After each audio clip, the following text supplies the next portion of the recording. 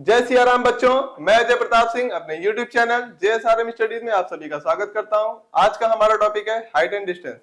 ये हमारे मैथ्स में क्लास 10 में पूछा जाता है, सम एप्लीकेशंस ऑफ ट्रिग्नोमेट्री में आता है। आज की हमारी एक्सरसाइज है एक्सरसाइज 9.1। इसके कुछ क्वेश्चंस को आज देखेंगे और अपने सारे डाउट्स को करेंगे क्लियर। तो चलिए शुरू करते हैं अपने क्वेश्चन नंबर 2 से एक्सरसाइज 9.1 का। क्वेश्चन क्या कह रहा है? A tree breaks due to storm, यानी कि एक पेड़ है जो कि स्टॉर्म की वजह से यानी कि तूफान की वजह से टूट गया है। टूटने के बाद उसका कुछ पार्ट, जहां से वो टूटा है उसका कुछ पार्ट क्या कर रहा है? जमीन में छू रहा है। और जो पार्ट जमीन में छू रहा है वो कितना एंगल बना रहा है? 30 डिग्री का। यानी कि अगर मैं फिगर के हिसाब से आपको दिखाने की कोशिश करूं तो कुछ ऐसा रहेगा। मान लीजिए आपका पूरा पेड़ था, ये पेड़ की फुल लेंथ हाइट थी, कुछ हाइट से टूट गया। मान लीजिए यहां से ये ब्रेक हो गया और ब्रेक होके कहां पे जा रहा है? जमीन पे टच कर रहा है। और जो जमीन पे टच कर रहा है तो कितना एंगल बना रहा है? 30 डिग्री। ऐसा क्वेश्चन कह रहा है इस पार्ट तक। ठीक है, फर्दर क्या कह रहा है? The distance between the foot of the tree and the point where the top touches the ground, यानी कि जहां पेड़ का पैर है, यानी कि जहां से पेड़ स्टार्ट हुआ है वहां से और जहां पे ये टच कर रहा है, दोनों के बीच की जो डिस्टेंस है वो कितनी है? 8 मीटर की डिस्टेंस है। कितनी डिस्टेंस है? 8 मीटर की डिस्टेंस है। Find the height of the tree. हमें क्या चाहिए? पेड़ की पूरी हाइट चाहिए। क्या चाहिए हमें? पेड़ की पूरी हाइट चाहिए। ध्यान रखिएगा, इस क्वेश्चन को स्टेप बाय स्टेप करेंगे। तो मैं भी क्वेश्चन को रब करता हूं क्योंकि इतनी सी स्पेस में ये क्वेश्चन सॉल्व नहीं हो पाएगा। तो एक बार के लिए क्वेश्चन नोट कर लीजिए। बाकी एक्सरसाइज 9.1 क्वेश्चन नंबर 2 है। ठीक है, तो चलिए देखते हैं इसके सॉल्यूशन को। चलिए स्टार्ट करते हैं अपने सॉल्यूशन को। तो मान लेते हैं कि हमारा जो पेड़ है यहां से यहां तक, इसकी जो टोटल हाइट है वो h है। ठीक है, और यहां से यहां तक इसकी हाइट आप मान लीजिए x है। ठीक, तो ये हाइट आपकी कितनी हो जाएगी? ये हाइट एक्चुअल में इस पेड़ की यहां से यहां तक की हाइट है। ध्यान रखिएगा, ये जो हाइट है, ये जो डिस्टेंस है यहां से लेके यहां तक, मैं नाम दे देता हूं ए बी, और ये पॉइंट है आपका सी। तो बीसी जो आपकी डिस्टेंस है एक्चुअल में, यहां पे एक पॉइंट दे दीजिए ई, तो बीई के बराबर ही होगा। और बीई कितना होगा? तो देखिए टोटल कितना है? ई से लेके ए तक एच है और बी से लेके ए तक कितना है? एक्स है। तो ये कितना हो जाएगा आपके पास? H minus x. यानी अगर मैं कहूं बी से लेके ई तक हाइट कितनी होगी तो एच माइनस एक्स होगा। यानी कि ये क्या होगा? एच माइनस एक्स होगा। इस बात से क्लियर है आप सभी लोग? ठीक है। अच्छा, जो पेड़ है वो आपका ग्राउंड से कितना एंगल बनाएगा? 90 डिग्री। ध्यान रखिएगा, यहाँ पे जनरली पेड़ एकदम स्ट्रेट माना जाएगा। अभी मत कहना हमारे गांव में सर पेड़ लगा वो थोड़ा सा झुका हुआ लगा है ना, वो 90 डिग्री नहीं बना रहा। लेकिन मैथ्स में जब ये क्वेश्चन आएगा तो ये कैसा होगा? ये 90 डिग्री यहाँ पे फॉर्म कर रहा होगा। ठीक है, आप कुछ ऐसे पेड़ वगैरह मत ले आइएगा दिखाने के लिए कि देखिए ये तो नहीं बना रहा, सीधा नहीं जा रहा, टेढ़ा जा रहा, उससे कोई फर्क नहीं पड़ता मैथ्स में, क्योंकि आपको स्ट्रेट मान के चलना है जब तक क्वेश्चन खुद से कुछ नहीं कहता है। अगर क्वेश्चन खुद से कुछ नहीं कह रहा तो आप हमेशा क्या लेके चलेंगे? पेड़ को हमेशा एकदम सीधा लेकर चलेंगे। ठीक है, क्लियर है? अरे बोल सकते हैं, हाँ ना बोल सकते हैं, कोई टेंशन नहीं भैया। चले देखें, ऐसे आप लोग बैठ जाते हो वीडियो बनते समय, जैसे पता नहीं कोई सांस सूंघ गया हो। अरे हंसते खिलखिलाते रहिए, चेहरे पे हंसी रहती तो पढ़ाई करने और कराने दोनों मजा आता है। चलें देखें, तो कितना एंगल बन रहा है? 30 डिग्री। थोड़ा बड़ा लिख देते हैं ताकि दिखाई दे आपको आसानी से। तो हमें जो कैलकुलेट करना है, हमें टोटल एच कैलकुलेट करना है। ठीक है, तो हम क्या करें? पहले हम यहां से लेके यहां तक यानी कि बी ए डिस्टेंस को कैलकुलेट कर लें जो कि है एक्स। ठीक है, और चाहे तो इसको आप कोई दूसरी डिस्टेंस भी मान सकते हैं, जैसे मान लीजिए इसको y मान लीजिए, b से लेके c तक आप y मान लीजिए, उससे भी कोई दिक्कत नहीं है। ठीक है, तो आप एक बार x निकाल लीजिए, एक बार y निकाल लीजिए, और x और y को जोड़ेंगे तो कितना आ जाएगा? टोटल क्या आ जाएगा? h आ जाएगा। ठीक है, अब देख लीजिए, x को जोड़िए प्लस मैंने कहा इसको जोड़िए, यही तो y है ना आपका, यानी कि h माइनस एक्स जोड़ी कितना आएगा? एच ही तो आएगा ना, हाइट ऑफ द ट्री आ जाएगा। आपको यही करना है, तो आप चाहे इसको y मान लीजिए और इसको x मान लीजिए, चाहे इसको h माइनस एक्स मान लीजिए, आपकी मर्जी है। ठीक, तो चलिए देखते हैं हमें कौन से फॉर्मूले का इस्तेमाल करना है। तो याद करिएगा, मैंने आपको ट्रिग्नोमेट्री का बेसिक्स तो पढ़ाया हुआ है। अगर ट्रिग्नोमेट्री का बेसिक्स आपको क्लियर है तो आपको पता होना चाहिएगा कि sine cos tan, sine theta cos theta tan theta respectively, इनका फॉर्मूला क्या होता है? पंडित, बद्री, प्रसाद हर हर बोले, ठीक है। या पाकिस्तान भूखा प्यासा, हिंदुस्तान हरा भरा।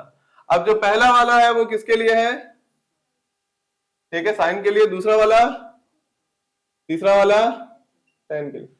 अच्छा सोचिए, जब पाकिस्तान भूखा प्यासा आज से 15-20 साल पहले, और उसके भी शायद पहले बना होगा, क्योंकि जब हम लोग पढ़ते थे तब टीचर्स तब भी यही एग्जाम्पल देते थे, यानी कि याद रखने का शॉर्ट फॉर्म तरीका यही बताते थे, आज भी यही बताया जा रहा है। लेकिन तब पाकिस्तान भूखा प्यासा नहीं था, लेकिन देखने वाले कितने दूर तक देख के चले गए, उनको पता था कि आने वाले समय में पाकिस्तान का यही हाल होने वाला है, जो कि हो चुका है, ठीक है। चलिए देखते हैं। तो साइन कॉस टेन, यानी कि आपको पता है ये परपेंडिकुलर है, ये हाइपोटेन्यूज है, ये बेस है, और ये हाइपोटेन्यूज है, ये परपेंडिकुलर है, और ये बेस है। मैंने आपको ये भी बताया था कि परपेंडिकुलर और जो आपका बेस होता है वो रिस्पेक्टिवली बार बार बदल सकता है अकॉर्डिंग टू किस एंगल के बारे में बात हो रही है। यहां पे अगर आप देखें तो किस एंगल के बारे में बात हो रही है, 30 डिग्री, यानी एंगल सी के बारे में बात हो रही है। सी दो पॉइंट से छू रहा है, एक यहां पर और एक यहां पर, तो ये अपने आप हाइपोटेन्यूज होगा, आपको पता ही है ये क्या होगा, हाइपोटेन्यूज होगा, क्योंकि 90 के सामने है। और दूसरा वाला अपने आप, ये पार्ट अपने आप क्या बन जाएगा, बेस, तो ये क्या हो जाएगा आपका परपेंडिकुलर, क्या हो जाएगा परपेंडिकुलर। हमें निकालना क्या है, अगर हम इस ट्रायंगल में देखें तो हमें ये एक्स निकालना है, एक्स क्या है परपेंडिकुलर है, और हमें बेस पता है 8 सेंटीमीटर 8 मीटर, तो हमें बेस पता है और परपेंडिकुलर निकालना है। तो बेस और परपेंडिकुलर देखिए किसमें आ रहा है, tan के फॉर्मूले में आ रहा है, यानी कि हमें किसका इस्तेमाल करना है, tan के फॉर्मूले का इस्तेमाल करना है, ठीक है। तो tan 30 डिग्री, अब थीटा की जगह क्या हो जाएगा 30 डिग्री, क्योंकि यहाँ पे 30 डिग्री बन रहा है, ठीक है, इज इक्वल टू परपेंडिकुलर आपको सॉल्व करना है, जो कि आपके लिए क्या है इस समय यहाँ पे x है, अपॉन बेस कितना है 8, ठीक है। tan 30 की वैल्यू क्या होती है 1/√3, तो tan 30 की जगह क्या हो जाएगा 1/√3 is equal to x upon 8, 8 को इधर भेज दीजिए तो क्या हो जाएगा 8/√3 इज इक्वल टू x। अब आप चाहे तो इसको क्या कर सकते हैं √3 से डिवाइड एंड मल्टीप्लाई कर सकते हैं, ताकि डिवाइड में √3 का फॉर्म ना रहे। तो क्या हो जाएगा आपके पास 8√3 डिवाइडेड बाई 3 मीटर, ये हमारा क्या आ गया x आ गया, इतनी दूरी आ गई। हम फर्दर क्या कैलकुलेट कर लें, y कैलकुलेट कर लें।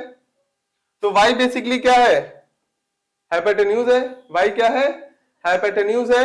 अब आप चाहे परपेंडिकुलर के साथ लगा लीजिए, क्योंकि परपेंडिकुलर आप सॉल्व कर चुके हैं, या आप बेस के साथ लगा लीजिए, आपकी मर्जी, किसी के साथ भी। वैसे मैं बेस के साथ जाना पसंद करूंगा, क्यों, क्योंकि बेस में देखिए क्या 8 है, और परपेंडिकुलर में क्या है 8√3/3, थोड़ा बड़ा हो गया, तो मैं किसका इस्तेमाल करूंगा हाइपोटेन्यूज और बेस का इस्तेमाल करूंगा।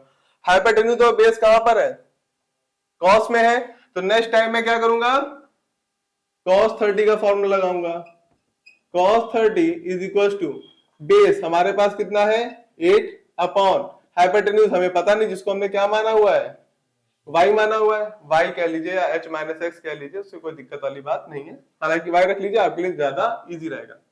cos 30 की वैल्यू क्या होती है √3/2, very good, √3/2 is equal to 8/y।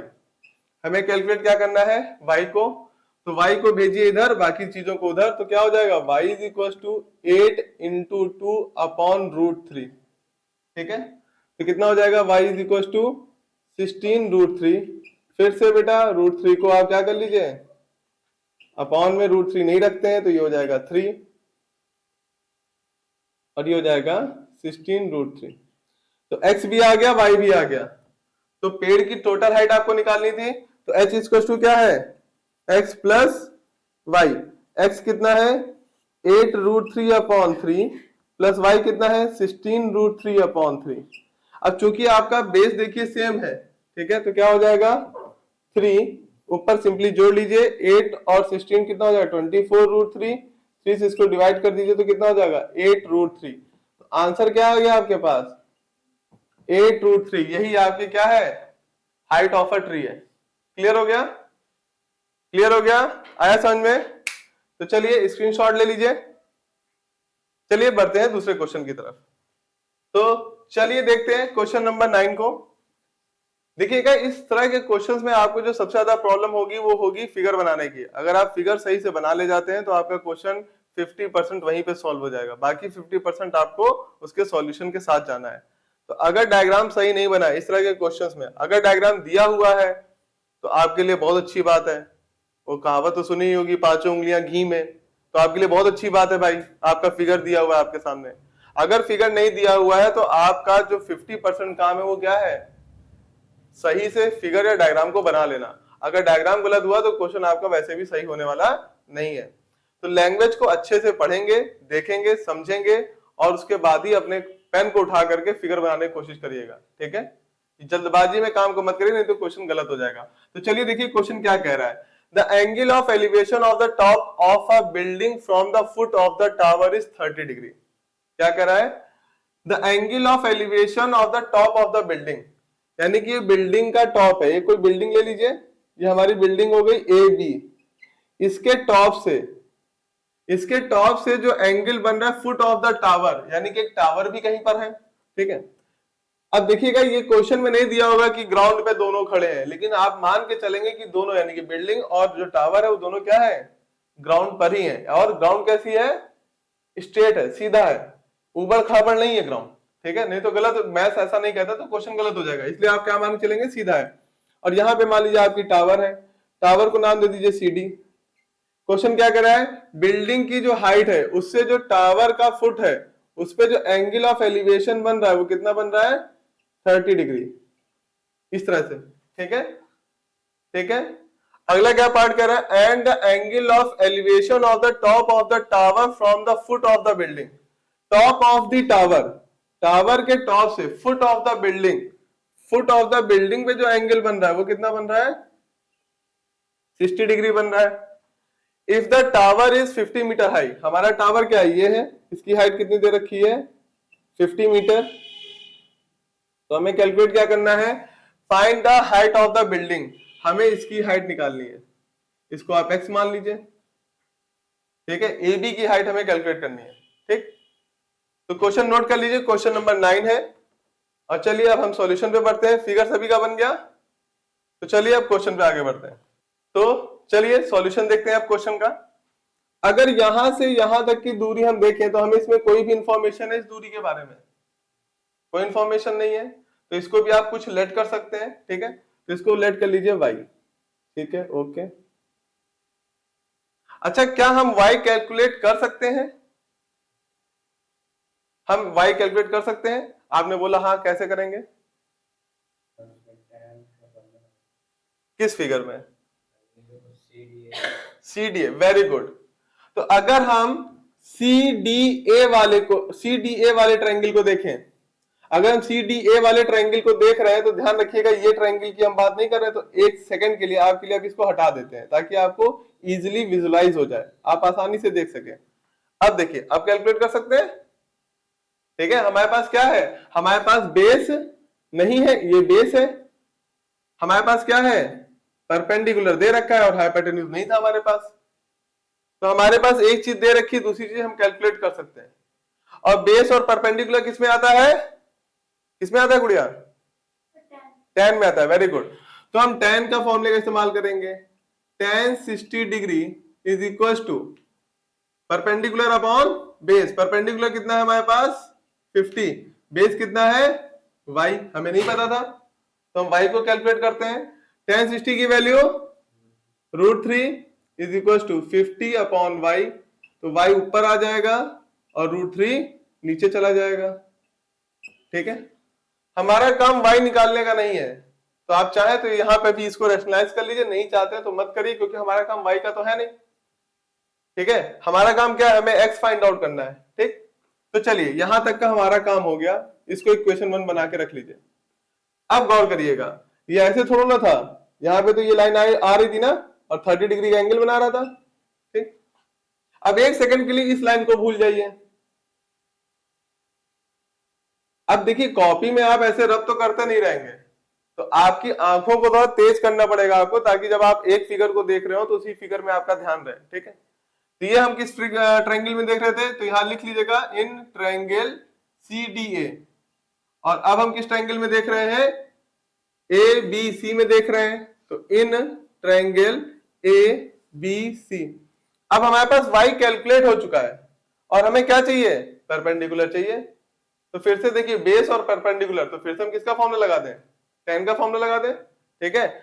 और लेकिन एंगल कितना बन रहा है इस बार, 30 डिग्री। तो tan 30 इज इक्वल टू क्या आ जाएगा,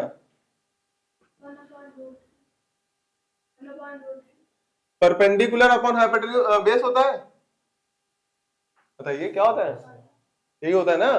तो परपेंडिकुलर कितना है, x है, अपॉन बेस कितना है, ये हम कैलकुलेट कर चुके हैं। बेस क्या था हमारा, आप चाहें तो यहां पे क्या लिख लीजिएगा, y, ये लिख सकते हैं। फिर फर्दर आप क्या लिखेंगे, putting the value of y in equation 2, putting the value of y in equation 2, इस तरह से भी कर सकते हैं, आप डायरेक्ट भी लिख सकते हैं क्योंकि आप y कैलकुलेट कर चुके हैं। तो tan 30 की वैल्यू हमें पता है 1 upon root 3 is equal to x upon 50 upon root 3। हम सभी को पता है ये रूट 3 कहां चला जाएगा, ऊपर। तो 1 upon root 3 is equal to root 3 x upon 50। हमें क्या कैलकुलेट करना है, x, तो x को इधर ही रहने दीजिए, 1 अपॉन रूट 3, 50 चला जाएगा ऊपर और ये रूट 3 आ जाएगा नीचे। तो कितना हो गया, ऊपर हो गया आपका बेटा 50 और नीचे क्या हो गया, रूट 3 3। इतने मीटर सेंटीमीटर जिसमें भी आपका आंसर क्वेश्चन दिया होगा उस हिसाब से आंसर हो जाएगा।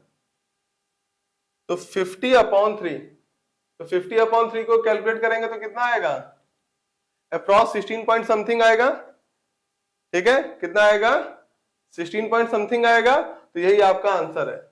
अब देखिएगा जब मैंने क्वेश्चन को ड्रॉ किया, फिगर को जब मैं ड्रॉ कर रहा था तो मेरी क्या थी, बिल्डिंग की हाइट जो है वो टावर की हाइट से ज्यादा थी, लेकिन ऐसा हुआ नहीं, ठीक है। उससे कोई फर्क नहीं पड़ता, ठीक है, क्योंकि हमें नहीं पता था किसका जो है हाइट ज्यादा निकल गई, तो हमने कैलकुलेट किया, ठीक है। तो लगभग आप चाहे तो इस तरह से भी लिख सकते हैं या मिड फ्रैक्शन में भी लिख सकते हैं या आप डेसिमल में भी इसको सॉल्व करके लिख सकते हैं। अगर क्वेश्चन कहता है कि डेसिमल में सॉल्व करिए तब आप डेसिमल में सॉल्व करेंगे, अदरवाइज आप ऐसे भी लिख सकते हैं। तो ये आपका आंसर हो गया। तो एक बार स्क्रीनशॉट ले लीजिए, फिर बढ़ते हैं अपने दूसरे क्वेश्चन की तरफ, ठीक है। तो चलिए देखते हैं क्वेश्चन नंबर 14 को। क्वेश्चन नंबर 14 में अगर आप देखेंगे तो ऑलरेडी आपको वहां पे फिगर मिलेगा, यानी कि आपको यहाँ पे फिगर बनाने की जरूरत नहीं है। क्वेश्चन क्या पूछा गया है और क्वेश्चन में क्या क्या दिया हुआ है, चलिए स्टेप बाय स्टेप देखते हैं। A 1.2 meter tall girl spots a balloon moving with a wind in a horizontal line at a height of 88.2 metre. तो कह रहे हैं कि एक लड़की है जिसकी हाइट कितनी है, 1.2 मीटर की हाइट है लड़की की, ठीक है। वो एक बैलून को देख रही है और बैलून क्या हो रहा है, हॉरिजॉन्टली बढ़ रहा है हवा के साथ। तो पहले बैलून यहां था और हवा के साथ हॉरिजॉन्टल क्या होता है, इस तरह की लाइन, ठीक है। हॉरिजॉन्टल लाइन क्या होती है, इस तरह की लाइन, स्ट्रेट लाइन। तो हॉरिजॉन्टल लाइन में बैलून बढ़ गया और बढ़ के कहां पहुंच गया, किसी और पोजीशन पे पहुंच गया। तो क्या कह रहे हैं, the angle of elevation of the balloon from the eyes of the girls at any stand is 60 degree, after some time the angle of elevation reduces to 30 degree. यानी कि जो पहले एंगल बन रहा था बैलून के साथ वो कितना बन रहा था, 60 डिग्री का, लड़की की आंख के साथ। अब ध्यान रखिएगा, अब आप ये मत कहिएगा कि लड़की की जो टोटल हाइट है वो 1.2 मीटर है और आंख उससे थोड़ा नीचे होगी। हम क्या मान के चलेंगे कि आंख की जो हाइट है वहां तक लड़की की हाइट क्या है, 1.2 मीटर। ऐसा नहीं कि अभी अभी माथा भी है, अभी आओ बाल भी है उसके खूबसूरत से, है ना। तो ये सब हम मान के नहीं चलेंगे, ठीक है। तो लड़की की जो टोटल हाइट है 1.2 मीटर है, उसकी आंखों से कोई लेना देना नहीं है। मतलब यहाँ पे क्वेश्चन कह रहा है आंखों से देखना है, तो आप ये मान चलिए कि वो यहां से देख रही है एकदम अपने माथे से, ठीक है, वही आपको हाइट लेनी है। तो 1.2 मीटर की लड़की थी जो कि क्या देखती है, एक बैलून को देखती है जो कि हॉरिजॉन्टली यहां से मूव करके वहां पहुंच जाता है और मूव करते समय वो पहले 60 डिग्री का एंगल बना रहा था, अब कितना एंगल बना रहा है, 30 डिग्री का एंगल बना रहा है। पूछा क्या गया क्वेश्चन में, कहां पे था क्वेश्चन, हाँ, find the distance travel by the balloon during the interval. यानी कि बैलून ने यहां से यहां तक कितनी दूरी तय कर ली।